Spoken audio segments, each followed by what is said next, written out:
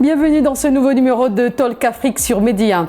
Face à une inflation galopante des produits alimentaires qui pèse lourdement sur le pouvoir d'achat des Sénégalais, les autorités ont pris des mesures pour alléger la pression économique sur les ménages. Pour lutter contre la vie chère dans le pays, certaines denrées de première nécessité ont connu une baisse des prix. Les produits touchés par cette réduction comprennent l'huile de palme raffinée, le riz brisé ordinaire, le sucre cristallisé, le pain, la farine de blé et le ciment. Chacun de ces produits a vu son prix ajusté de manière spécifique. Comment comprendre et évaluer cette nouvelle mesure? Comment pourrait-on développer des stratégies efficaces pour promouvoir les produits locaux? Nouvelle mesure, certes, mais quelle opportunité pour la souveraineté alimentaire au Sénégal? Restez avec nous si vous voulez en savoir plus. Deux invités sur ce plateau, nous recevons Babacar Diagne. Il est le président du Conseil des entreprises du Sénégal. Merci d'avoir accepté notre rendez-vous, notre invitation. Merci, bonjour. En face de vous, nous avons Dr Mamadou Samba Anne, professeur à l'Université Cheikh Anta Diop de Dakar. Vous êtes également économiste. Merci à vous. Merci beaucoup. Bonjour, Sermi. Alors, nous parlons de la baisse des prix des denrées de première nécessité au Sénégal. Une très bonne nouvelle, n'est-ce pas, docteur Anne? Alors, le président Bassirou Diomaye Faye avait promis dès son installation à la tête du pouvoir de faire de la lutte contre la vie chère au Sénégal son cheval de bataille. Je vais donc vous adresser la parole. Que pensez-vous de la réduction des prix de certaines denrées alimentaires? Oui, c'est vrai que c'était un vœu pieux que le président avait donné pour réduire la durée de vie des Sénégalais, qui était un projet politique et qui vient à son heure. Et je pense, en tant que citoyen sénégalais, en tant que consommateur, je félicite l'État, le gouvernement d'aller aussi vite durant une durée de 2 mois. Ce n'était pas évident parce que les caisses d'État ne le permettaient pas, mais au moins l'État a pu renoncer à certaines taxes, à certains avantages fiscaux pour permettre aux Sénégalais de respirer un peu et de pouvoir avoir un pouvoir d'achat beaucoup plus élevé, parce qu'on diminue les coûts de denrées de première nécessité, on augmente aussi le pouvoir d'achat des Sénégalais, et ça je pense bien que c'est vient en son heure, parce que c'est des denrées de première nécessité. Ça veut dire quoi? Ça touche la grande majorité des citoyens sénégalais, à 95%. C'est la raison pour laquelle nous saluons cette diminution de l'huile, du pain, du sucre, de l'ensemble des produits, et ça permettra aussi de renforcer la capacité des Sénégalais. C'est salutaire, hein? Je suis d'accord avec vous, et je pense que le gouvernement ne pouvait pas faire moins que ça. On s'y attendait quand même, et c'est à saluer justement cette initiative. Alors, docteur Samba Anne, il a dit tout à l'heure, il a quand même cité le sucre cristallisé, que ce soit la farine de blé, ainsi de suite, je l'ai dit à l'introduction. Maintenant, la question que je voudrais vous poser, quel est l'impact, quel impact cette baisse des prix a-t-elle eu sur l'économie des ménages sénégalais? En fait, comme mon collègue vient de le dire, c'est une bonne nouvelle pour les ménages sénégalais. Alors, vous savez qu'au début, quand on projetait de les mettre, beaucoup d'économistes avaient dit niet. Ils n'étaient pas d'accord sur ça. Pourquoi? Parce que les finances du Sénégal ne le permettaient pas. Avec cette dette qui est galopante, on a une dette extraordinaire. Beaucoup disaient que ce n'était pas le moment de faire cela. Il faut faire face aux charges qui sont là. Mais comme on a dit, c'est une volonté politique. Et moi, je pense que tout passe par ce qu'on appelle une volonté. Et c'est là où cet État a décidé de baisser, et c'est tant mieux. Alors, l'impact, c'est quoi? Vous savez que pour dynamiser l'économie, il faut faire quoi? Il faut stimuler la consommation. C'est plusieurs leviers qui vont permettre à une économie de se développer. Maintenant, la consommation, la stimulation de la consommation est un des leviers qui va aujourd'hui permettre à l'économie de se redynamiser, n'est-ce pas? Et ça, c'est essentiel. Donc aujourd'hui, le père de famille se retrouvant, parce que si on le calcule en disant que c'est 25 francs, mais imaginez quelqu'un qui achète toute la journée peut-être 6-7 kilos, 25 francs multiplié par 7, oui, multiplié par une semaine, multiplié par un mois, multiplié par un an, ce que ça donne, n'est-ce pas, en termes par rapport à tous les autres. Maintenant, qu'est-ce que ça permet? Ça permet déjà d'augmenter, parce que quand les gens achètent, la production aussi suit, les entreprises vendent plus, ont plus d'argent et il y a aussi la possibilité par rapport aux consommateurs de pouvoir épargner ce qu'ils ne pouvaient pas faire parce qu'on a subi des années d'inflation extraordinaires qui n'ont pas permis à ces populations. Et derrière aussi, socialement, les gens vont s'y ressentir. Donc ça donne un certain souffle à cette économie. Donc, évidemment, ça aura un impact chez déjà le consommateur en tant que tel parce qu'il va avoir un pouvoir d'achat qui se renforce. N'est-ce pas? Et c'est aussi signe d'espoir, parce qu'il faut aussi signaler ça. Parce que pour qu'une économie se développe, il faut mettre de l'espoir chez ces populations aussi. Et ça, comme on dit en Wolof au Sénégal, quand une marmite, quand ça sent bon, on peut dire que ce qui va venir peut être très intéressant. Donc aujourd'hui, ça peut être très intéressant. Oui, je comprends bien ce que vous dites. Oui. Par contre, j'aimerais bien qu'on puisse préciser, il s'agit de quels produits? Est-ce que ce sont des produits, bon, je vais poser la question à monsieur Diagne, il s'agit de produits locaux ou importés? Quand on parle de la baisse justement d'avantages, la baisse des produits. Oui, c'est mixé, même si la matière première, elle est importée.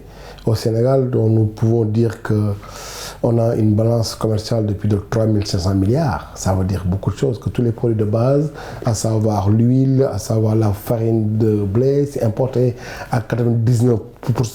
Parce qu'on n'en produit pas assez, de toute façon, pour l'huile, une petite partie, mais le blé, c'est l'importé.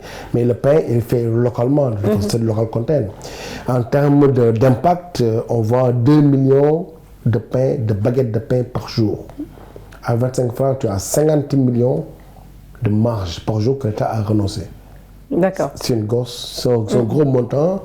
Comme l'a dit le professeur, multiplié par semaine, tu verras le mois. Ça, c'est de gros montants que l'État a renoncé pour pouvoir donner plus de possibilités au Sénégal de booster la consommation. Mais l'idée, pour moi, c'est juste conjoncturel. Donc, vous voulez dire que la baisse des prix concerne beaucoup plus les produits importés? Oui, c'est les produits importés. D'accord. Même si le sucre, 60% est fabriqué au Sénégal, mais les 40%, on l'importe. La farine, c'est à 99%. Les autres produits aussi, l'huile de palme, c'est importé aussi. C'est l'huile d'arachide qu'on fait ici, au Sénégal de toute façon. Mais les Sénégalais aiment toujours consommer des produits qui sont importés. Et ça nécessite un changement de mentalité, un changement d'habitude alimentaire. Et là, il faut commencer à mettre en place des leviers, des mécanismes pour booster la production locale. Et là, c'est tout un process. On va y revenir. Tout à l'heure, docteur Samba, vous disiez qu'il y a un impact positif au niveau des entreprises, même que ce soit les populations ou les entreprises, on va dire de façon générale au Sénégal, par rapport à cette nouvelle mesure qui a été prise. Ce que je voudrais savoir aussi, on a suivi il y a quelques jours, certains acteurs du secteur n'étaient pas d'accord avec le gouvernement par rapport à cette mesure qui a été prise. Je vais parler des industriels qui ont mal accueilli cette décision. Qu'est-ce qui explique justement leur réaction? Alors, bon, comme vous le savez, les entreprises n'ont pas d'amis, ils ont des intérêts. Alors, il y a eu une négociation, je pense que M. le Président même est beaucoup plus concerné par rapport à ça. Donc, il y a des intérêts qui sont là. Mais au début, je pense qu'on a un gouvernement assez responsable. D'après les informations que j'ai eues, moi, c'est que l'État a parlé avec ses industriels 2 fois, à travers le Premier ministre et à travers le ministre. Donc, et il y avait un accord de principe qui était là. Alors, qu'est-ce qui s'est passé pour que derrière ces chefs d'entreprise reviennent pour changer? Moi, je n'ai pas compris jusqu'à présent. Parce que je pense qu'un État responsable ne peut pas se permettre cela. Monsieur Diagne va nous expliquer oui, ce qui s'est passé.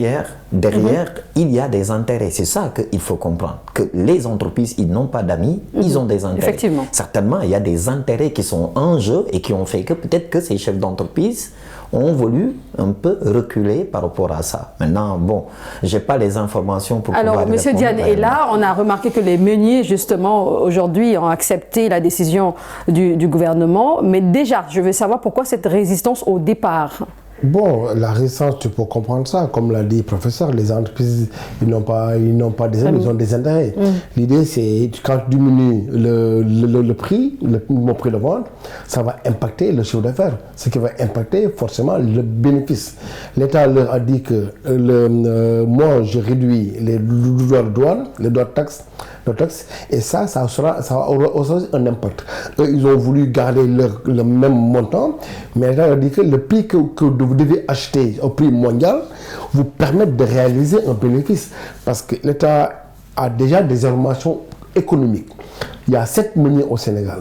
La plus petite entreprise de menuiserie fait plus de 2 milliards de bénéfices.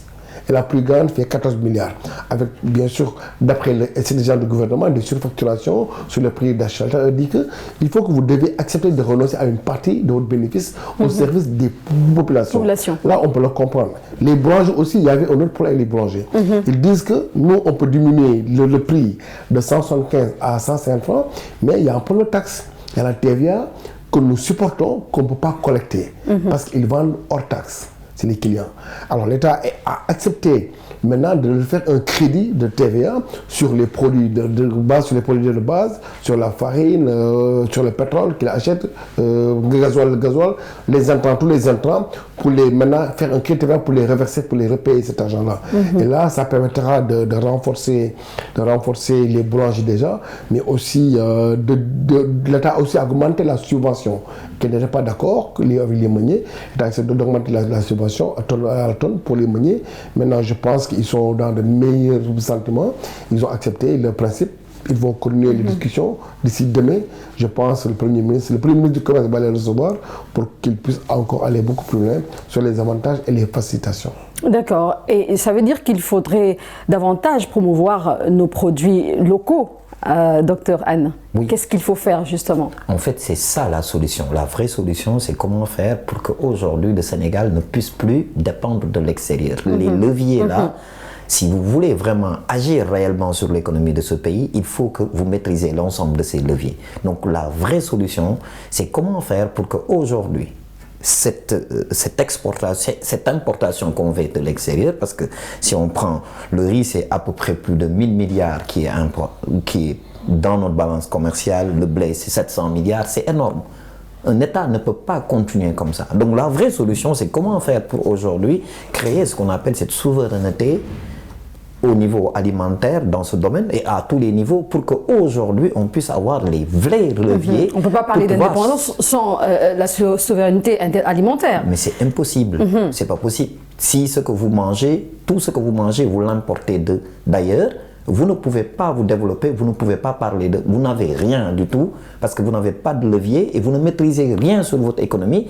Vous dépendez des cours mondiaux, des marchés et qu'est-ce qui s'est passé? Même dès qu'il y a crise quelque part, nous on le ressent plus que même ceux qui ont crise. La Covid nous l'a montré, guerre Ukraine nous montre tout cela, donc c'est ça qu'il faut éviter. C'est-à-dire c'était des leçons pour montrer que en fait il faut un autre paradigme. Oui. Il faut désormais penser à aller vers ce qu'on appelle cette souveraineté alimentaire qui consiste à mettre en place dans le moyen long terme ces structures qui vont permettre à l'État du Sénégal ou aux Sénégalais de pouvoir manger ou acheter ce qu'ils produisent dans ce pays et tout est fait pour que ça puisse se faire dans ce pays-là dans le moyen long terme. Parfaitement, je vous poserai la même question aujourd'hui. C'est bien cette nouvelle mesure qui a été prise, mais il faudrait promouvoir davantage les produits locaux pour passer justement à cette étape de souveraineté alimentaire. Quelles sont les stratégies qu'il faut mettre en place, Monsieur Diagne? Alors, nous, dans le cadre du secteur privé, on a déjà pensé à cette problématique. On a proposé quelques solutions. Pour le blé, on consomme 800 000 tonnes. Le riz, c'est 1,2 million et la moitié est produite ici, la moitié, on l'importe. Le maïs, on est à 400 000 tonnes. On est à 2 millions de tonnes qu'on importe, riz, maïs et blé. Alors, pour ça, si on doit les cultiver au Sénégal, on aurait besoin de 280 000 hectares. Avec 280 hectares, si tu l'as, et tu le divises en 50 hectares de parcelles, et tu regroupes des coopératives agricoles, tu les confies ça, tu mets l'armée à disposition pour faire tous les aménagements, des forages, des incubateurs industriels. Imaginez ce que tu peux produire.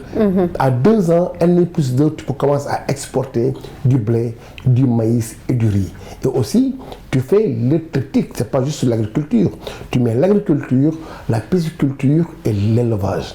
Ça veut dire que c'est un ensemble de programmes que tu mets en place et c'est plus de 5000 coopératives que tu mets en place, 5000 avec 10 personnes, c'est 50 000 emplois directs créés comme ça, mais tu crées de l'emploi, tu crées de l'autosuffisance en viande, l'autosuffisance en blé, en maïs. Maintenant, l'idée, c'est quoi?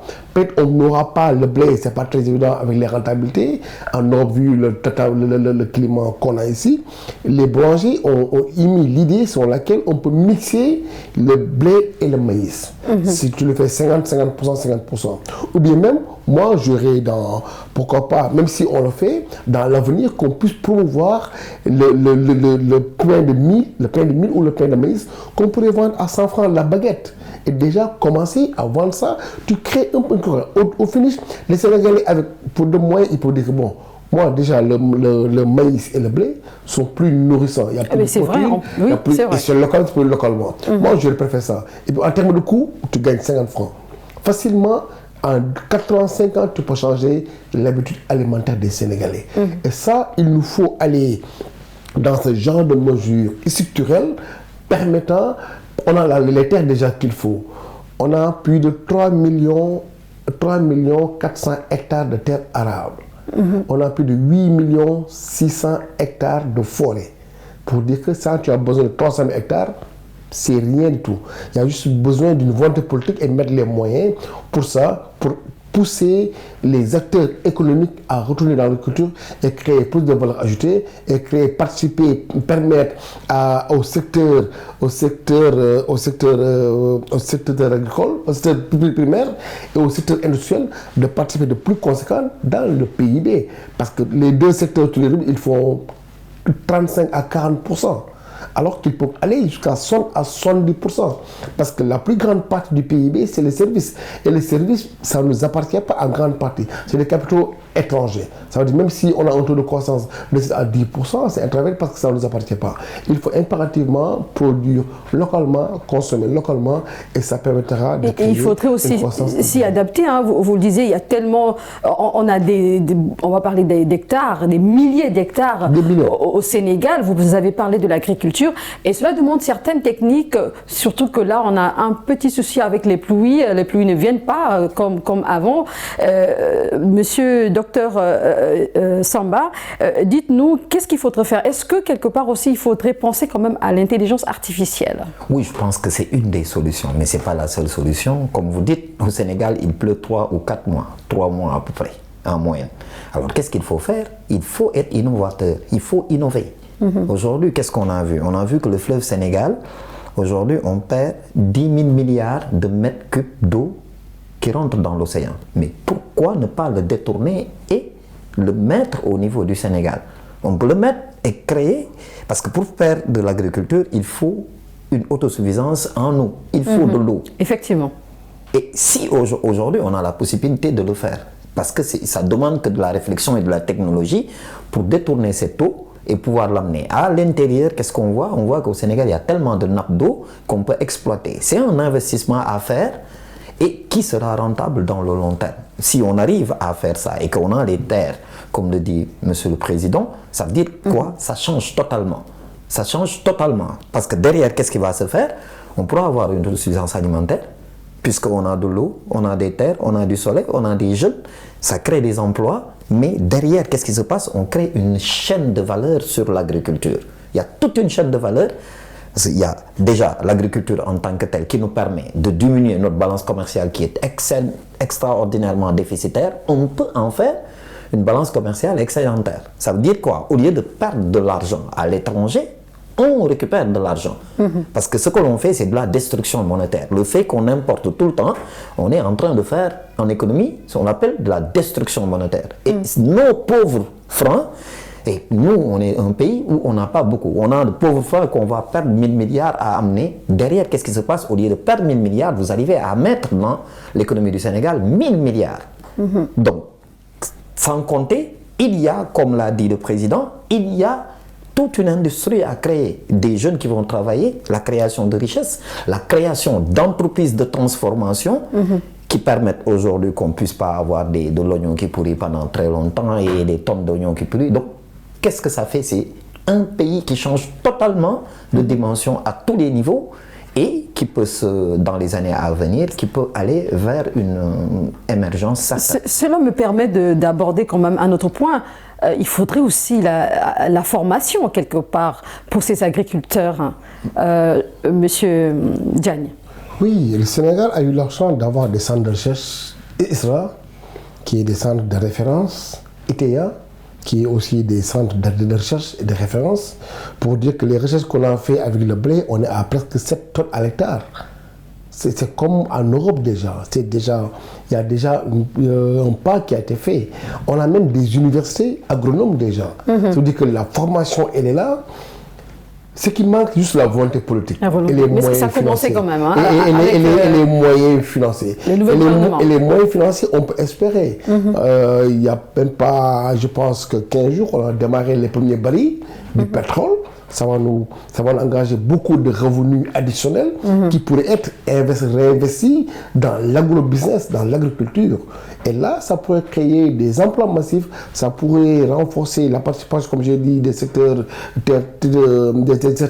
primaires et secondaires dans la création du PIB et aller même à exporter. Et ça, c'est possible, c'est à notre portée, je pense. On n'a pas le choix, on n'a pas le choix pour le moment. La formation, elle est là, mais aussi, ça pourrait toujours... Parce que tu peux faire la formation, mais quand tu n'as pas d'expérience, ça pose problème. Alors que c'est toute une chaîne de valeurs qu'on va activer, permettre aux Sénégalais, aux jeunes d'avoir du job, d'avoir du revenu et d'avoir de la richesse pour les Sénégalais. Et puisqu'on parle de souveraineté alimentaire, aujourd'hui, on ne peut pas écarter définitivement les partenaires internationaux dans cette dynamique de baisse des prix. Justement, quel est le rôle des partenaires internationaux dans cette dynamique de baisse des prix des denrées alimentaires au Sénégal? Oui, en fait, c'est ce qu'on appelle les partenaires stratégiques. C'est des partenaires qui vont pouvoir peut-être accompagner dans cette dimension. Parce qu'en fait, qu'est-ce qui se passe? Comme j'ai dit, les partenaires aussi, c'est des intérêts qu'ils cherchent. Et tout le monde sait que dans le domaine, le défi de ce monde, c'est comment faire vivre les milliards de personnes qui vont venir dans les années à venir. Alors, donc le potentiel, il y a un potentiel inouï dans ce domaine. Alors, les partenaires aujourd'hui, il suffit de mettre en place un bon projet qui est sûr d'être rentable à tous les niveaux. Mais les partenaires vont venir accompagner. Parce que les partenaires, qu'est-ce qu'ils cherchent? Est-ce qu'ils vont rentrer quelque part où ce sera rentable ou eux, ils vont s'en sortir? Parce qu'il n'y a pas, comme on dit, dans le monde, il n'y a rien qui est donné gratuitement. Tout est par rapport à des intérêts. Donc aujourd'hui, nous, avec le nouveau gouvernement, je pense qu'ils ont compris et ces partenaires viendront. Parce que c'est extrêmement rentable pour eux, c'est rentable pour le pays et pourquoi pas? Alors, dernière question, puisque nous sommes arrivés presque à la fin de cette émission. Nous parlons de cette mesure, cette nouvelle mesure prise par les autorités sénégalaises. Mais le problème au Sénégal, c'est beaucoup plus le suivi. Je vais m'adresser à vous, Monsieur Diagne. Est-ce qu'aujourd'hui, vous êtes convaincu? Vous pouvez dire à nos téléspectateurs ou nos auditeurs, est-ce que le suivi est là, que ce soit à Dakar ou encore à l'intérieur du Sénégal, tout le monde respecte cette mesure? Oui, il y a un comité de suivi qui a été mis en place pour faire le tour des étapes, le tour des boutiques, des magasins, pour voir est-ce que la baisse elle est effective ou non. Mais je pense que les Sénégalais, pris individuellement, sont conscients de la baisse qu'ils doivent opérer parce que c'est dans l'intérêt des consommateurs, dans l'intérêt des ménages. Mais il y a un comité de 1000 volontaires qui a été mis en place pour faire le suivi. Mais pour moi, dans tous les programmes qu'on va mettre en place, il faut aller au-delà même du suivi, de faire des recommandations, aller beaucoup plus loin que ça. Je pense qu'on a besoin, et là aussi, dans le cadre macro, il y a des instruments comme le BOSS, Bureau de plan suivi, qui sont là pour faire le monitoring de toutes les mesures politiques, l'impact l'impact économique et comment ça va impacter les Sénégalais et les ménages plus individuellement. Je pense que le suivi sera fait parce qu'on ne peut pas se permettre comme ce qu'ils faisaient avant. On fait une réduction, après 1 mois, 2 mois, ça repasse à la hausse, encore plus élevée. Il faut des mesures draconiennes. Il faut que l'État soit ferme afin que tous les partenaires puissent respecter ce projet. C'est bien, oui, bien entendu. Hein. À l'instant, Babacar Diagne, nous sommes arrivés à la fin de cette émission. Je rappelle que vous êtes président du Conseil des entreprises du Sénégal. C'était un réel plaisir pour nous. Le plaisir est partagé. En face de vous, Dr Mamadou Samba Anne, professeur à l'université Cheikh Anta Diop de Dakar. Vous êtes également économiste. Merci d'avoir répondu à nos questions. Je vous en prie, c'est le plaisir aussi est partagé. Vous l'avez compris, c'est la fin de cette émission. On se retrouve très bientôt sur Média 1. Prenez soin de vous et des autres.